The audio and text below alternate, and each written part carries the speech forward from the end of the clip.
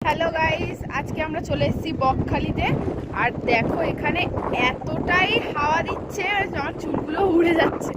বকখালির চারিদিকে কিন্তু একটুও জল নেই, পুরো মরুভূমি। আর এইদিকে দেখো বালিগুলো কেমন যাচ্ছে, দেখো বালিগুলো কত সুন্দরভাবে যাচ্ছে, কি সুন্দর লাগছে। যদিও জল নেই, এটা কিন্তু দেখতে খুবই সুন্দর লাগছে। জল আছে ওই দূরে, তোমরা দেখতে পাবে।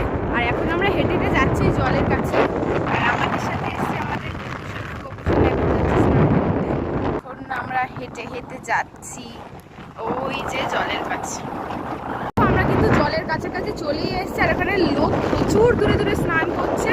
আর এখানে কিন্তু প্রচুর ঢেউ, কত বড় দেখো কচ্ছপটা এখানে জলের জন্য আটকে গেছে। কাঁঠা ওই যে দূরে জল, অনেকটা দূরে যেহেতু জলটা চলে গেছে ওই জন্য ওখানে আটকে গেছে। এখানে দেখো ঢেউটা কতটা, দেখো।